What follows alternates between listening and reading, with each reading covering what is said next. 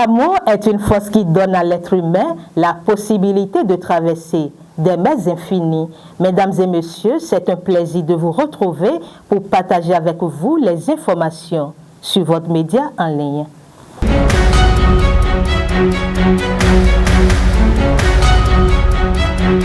Considérée dans nombreux pays comme la fête des amoureux, la Saint-Valentin est célébrée le 14 février de chaque année, une occasion pour les couples de s'offrir des cadeaux et d'échanger des mots doux, se renouvelant ainsi leurs sentiments. Moment romantique aux fêtes commerciales incontournables, vous suivrez dans cette édition le constat fait par une de nos équipes de reportage. Dans ce journal, nous ferons une incursion dans le système éducatif avec l'évolution des nouvelles technologies, les smartphones et l'Internet. Quel usage en font les acteurs du monde éducatif, aussi bien les apprenants que les enseignants? Notre rédaction s'y est intéressée et vous suivez le reportage réalisé dans un court instant.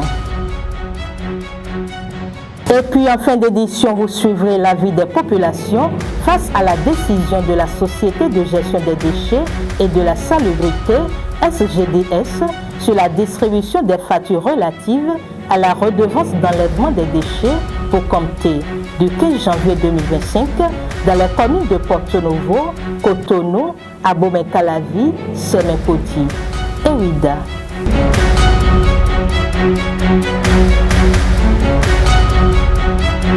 À nouveau, bienvenue à vous sur cette session d'information. Nous sommes le 14 février et en ce jour est célébrée la fête des amoureux, connue sous le nom Saint-Valentin, une occasion pour s'exprimer des sentiments et s'offrir des cadeaux. À la veille de cette célébration, un tour dans la ville de Porto Novo nous a permis de constater l'affluence au niveau des stands de vente d'articles dédiés à cette occasion. Le 14 février de chaque année, le monde entier célèbre la fête de l'amour ou de l'amitié à travers la Saint-Valentin. Et pour marquer cette journée d'une manière particulière, il est de coutume d'offrir un présent authentique à l'élu de son cœur afin de lui faire plaisir ou lui témoigner son amour. À l'approche donc de ce grand jour, un tour dans la ville de Porto Novo a permis à l'équipe de reportage de constater différents articles de couleur rouge et blanche tels que les fleurs, les objets en forme de cœur, des vêtements, coffrets et bien d'autres qui sont exposés dans des kiosques et boutiques afin de séduire la clientèle. Pour l'année dernière, on a eu assez de clients, mais cette année, il y a des gens qui ne se manifestent pas encore. Sinon, normalement, l'année dernière, déjà à 2 semaines de la fête, il y a des clients qui viennent, ils passent leurs commandes, il y a des gens qui viennent, ils prennent des articles. Mais jusque-là, personne ne vient. Bon, on est là en tout cas, on espère vivement que les clients se manifestent. Il y a des fleurs, des roses pour la Saint-Valentin, des nounous, des parfums, des cadres photos, des lettres dédicaces aux partenaires. J'inviterai la population à venir massivement offrir des présents à leurs partenaires pour la Saint-Valentin. C'est vrai, il y a la galère qui sévit dans le pays et je vous assure qu'une fois là, une fois sur place, ils verront des articles qu'ils peuvent payer minimum avec l'argent qu'ils vont amener. On a tout fait pour que ça soit au minimum. Peu importe la personne, que la personne vienne, il va s'en procurer. Il y a les clients qui viennent un peu. L'affluence n'est pas encore énorme. On a des coffrets, on a des cadeaux, on a toutes sortes de trucs. On a des carnets de notes, on a des bics, ça dépend de ce que le client veut. C'est pas tout le monde qui fait Saint-Valentin, mais Saint-Valentin, c'est la fête qui symbolise l'amour. Donc, premièrement, Dieu nous a aimés, c'est pour ça qu'il nous a créés. De faire appel à tout le monde, de se manifester et de venir acheter les trucs de Saint-Valentin pour pouvoir manifester de l'amour envers leurs proches, envers leurs amis et autres.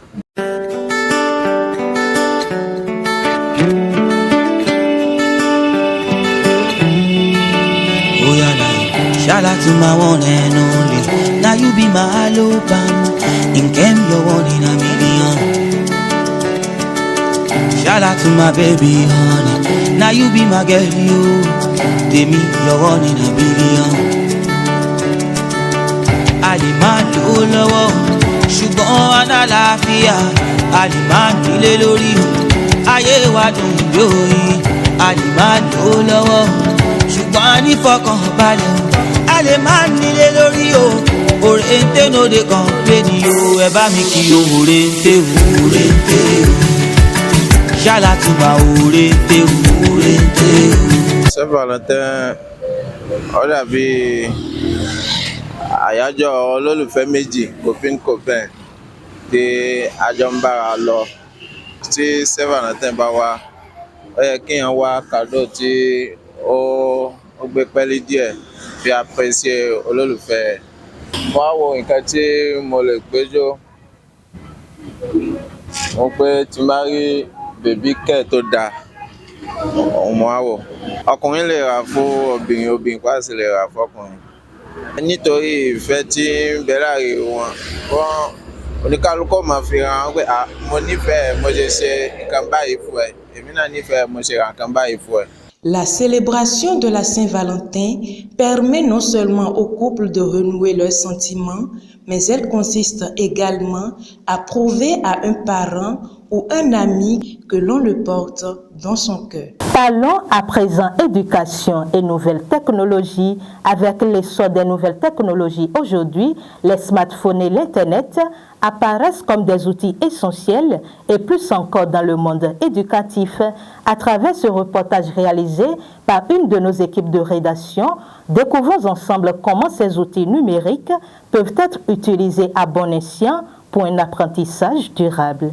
Aujourd'hui, avec l'avènement des nouvelles technologies, les smartphones et l'Internet s'imposent comme des outils incontournables dans le système éducatif. De la salle des cours aux recherches à domicile, les apprenants peuvent désormais accéder en quelques clics à une multitude d'applications éducatives via leur smartphone et une connexion Internet, ce qui d'ailleurs leur permet d'apprendre à leur propre rythme et d'approfondir leurs connaissances. Au regard des avantages qu'offrent ces dispositifs, quelques étudiants rencontrés partagent leurs expériences. Internet, selon moi, c'est un réseau mondial qui connecte des milliards d'appareils et qui permet de partager des informations et aussi de favoriser la communication entre les êtres humains. Moi, particulièrement, j'utilise des applications telles que ChatGPT, Copilote et Po pour faire mes recherches concernant mes exposés. Ce sont des applications qui fonctionnent grâce à l'Internet et sont tellement performantes selon moi quand même, vu que quand tu mets le thème de ton exposé, il te sort intégralement l'exposé au complet et te facilite en fait la tâche. De nos jours, par exemple, ChatGPT, il suffit juste de parler dans le micro et de lui donner des instructions. C'est un peu comme une voix qui te parle, tout comme si c'était un enseignant qui était en face de toi. L'Internet et le smartphone sont importants pour les étudiants de nos jours pour mieux approfondir leurs connaissances et aussi faire des recherches. Moi, je les utilise très bien pour faire des recherches lorsqu'on nous donne des exposés ou bien des exercices. Des fois aussi, si je veux faire des recherches sur le football, je prends ça pour faire mes recherches. Il y a Google, ChatGPT, Simplebot. Selon moi, ChatGPT est le meilleur parmi tous parce que j'aime trop les réponses que ça me donne. J'utilise l'Internet pour aller sur Netflix pour regarder des vidéos lorsque je suis à la maison et j'ai rien à faire. Bon, je regarde aussi le football avec mon téléphone. L'Internet et les smartphones sont des technologies qui permettent d'améliorer un peu le quotidien des hommes et aussi des étudiants comme moi. Avec l'Internet, par exemple, moi je fais mes recherches pour avoir une bonne compréhension du cours aussi pour mes exposés.